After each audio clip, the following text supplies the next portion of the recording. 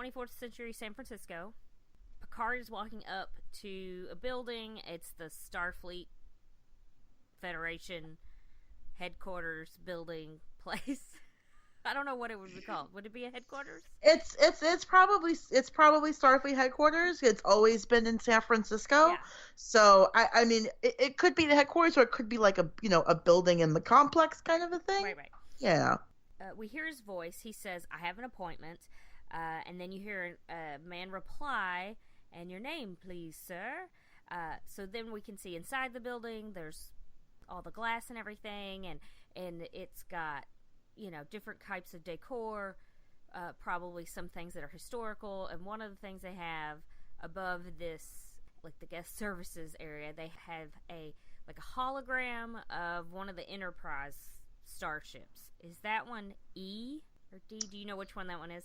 Or D? It's one of the newer ones. Hang on a second, because I didn't catch that when I saw it. So, which is cool though. I watched it like pause several times. But I thought it was interesting. So through it, you can see people walking around in this lobby, and there's people at the desk. So I think that's Enterprise D, unless I'm completely mistaken. That should be Enterprise D. I kind of thought so, because it's from the top, so you could probably tell a little more from the side, right? Because the profiles are a little different. The profiles are different, but the way that it's shaped with the two nacelles, the way where the nacelles are, and actually, I don't know why I said I didn't catch this. I did see this when I first watched it, and I had apparently a senior moment where I didn't remember it. That is the Enterprise D. Okay. I mean, because the Enterprise E looked more like the classic Gotcha. Enterprise. This looks like D. Mm-hmm. Gotcha. Okay. Now that's settled. So we can see them at the desk, and then the shot goes to them at the desk. The guy's wearing yellow. He's a security guy. Of course, he's wearing a security color. Picard is there. He begins to spell his name, and the young man hands him a badge, and he says, "Well, it's nice to see you up and around again." Picard doesn't look overly enthused by this. He gives him such a look like whatever, kid. It's like a Picard version of the stink eye or whatever. Yeah, pretty much. And so he just takes this badge from this kid and just puts it on, and that's it. He doesn't say anything, and it was great. Alright, so then we see a large room filled with lights, and I wrote possibly machinery because we're not exactly sure what it is. It kind of reminds me of if you went into a server room, only if it was gigantic, because it's got sort of flashing lights, but you can't tell. It could be a prison with holding cells, it could be massive computers, it could be just about anything. Do you have any idea what you think it might be? I'm guessing, if I had to guess, it looks like a file room. Okay. Because we've got drones going back and forth. This reminded me of an updated version of in those old movies where someone goes to an old library and they have a ladder on wheels and they're yes. kind of going back and forth looking for the book. That's what this reminded me of. It seemed to me like this was an archive or a library. That's a total guess, by the way. I have no clue if I'm right about that. Oh, no. I don't mind that because, the drones could be like the librarians getting things for you and bringing it to you. That's what I kind of thought. They reminded me of the Amazon drones that drop off your stuff. Except not evil. So I feel like those were the drones that got you your book that you wanted to read. We see him walking down sort of this walkway with this woman. Not sure what kind of species she is, if she's actually humanoid or if she could be some sort of hologram, android or something, because we don't know where the android kind of business has gone. Right. As of yet. We hear him in a voiceover say, "We have an obligation to investigate." And then you hear a woman respond, say, "There is no we, Jean-Luc." then we see this door open, kind of like a garage door sort of come open, and we see several rows and columns of these bald men in red shirts standing together. They're either androids or like clones or mannequins. We don't know. They're gonna have a big sale on men's clothing, so they need to get out some mannequins. That's hilarious. You're gonna like the way you look. Right. Yes. So they all have this kind of light skin and like yellow eyes like Data does. And they're either wearing all the same shirt or like jumpsuits, because we don't really see what's on the bottom. Not that that really matters. Maybe they're not wearing any pants. They're Winnie the Poohing it.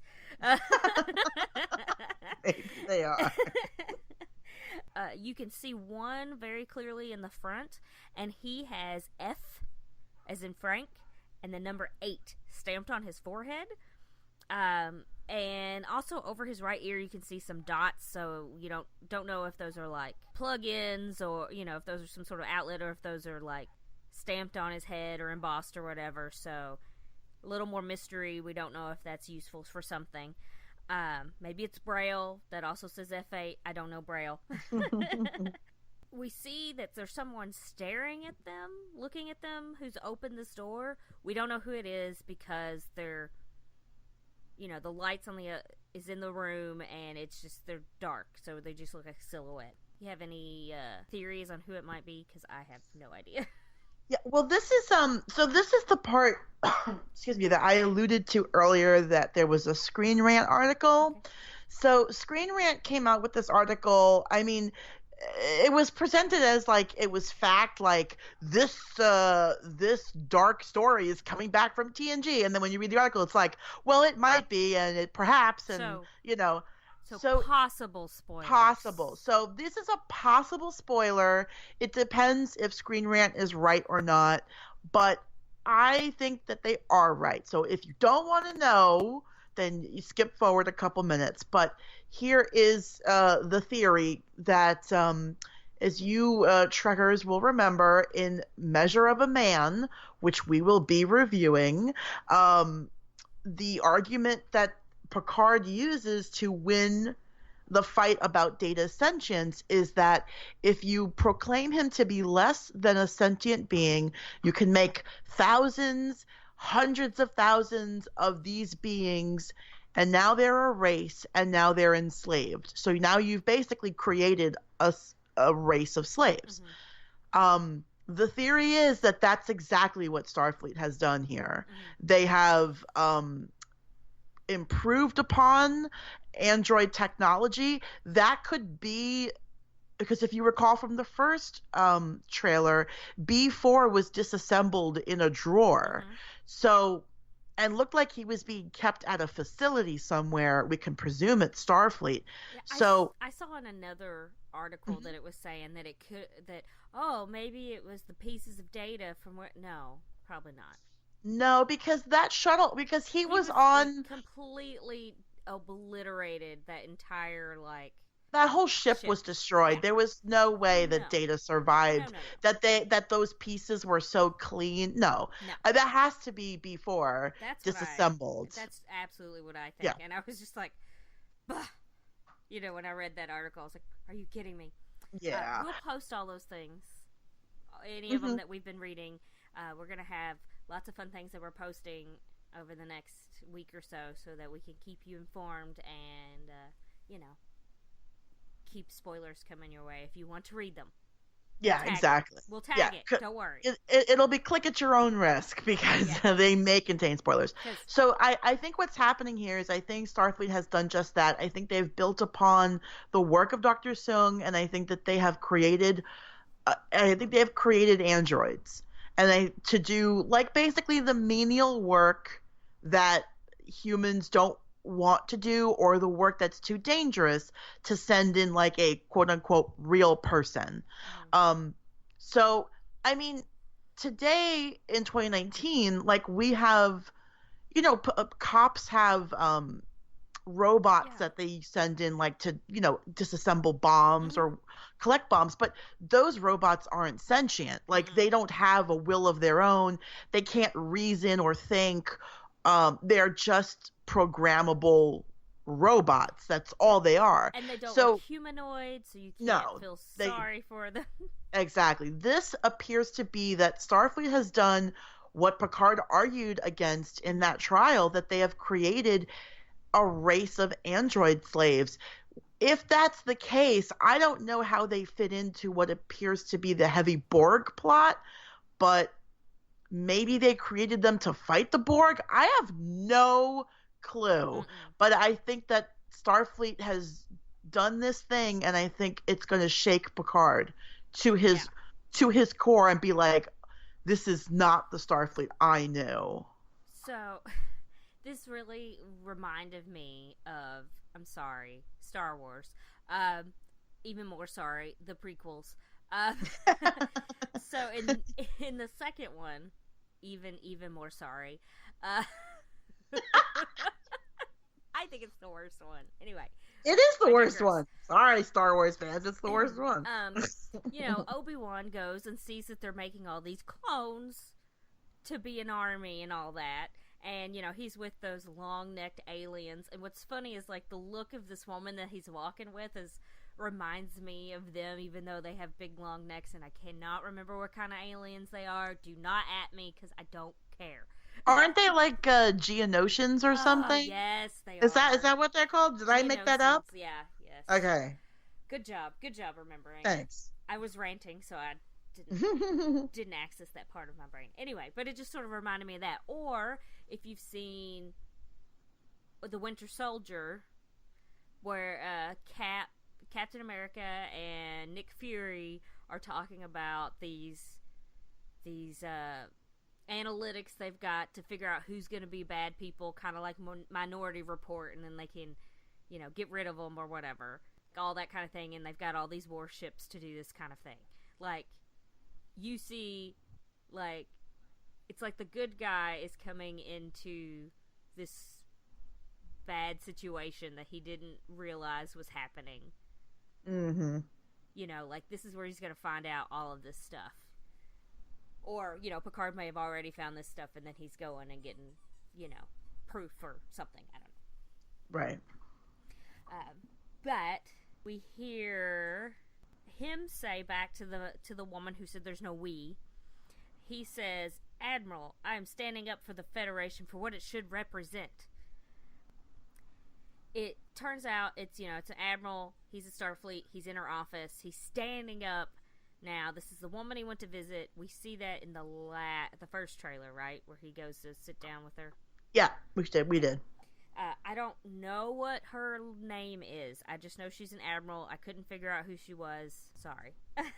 Do you know who No, unless it's some obscure character that they're bringing back. Right. I don't really know who this is supposed to be. Right, and I don't know who this actress is either, so it was hard, those tiny little pictures on IMDb.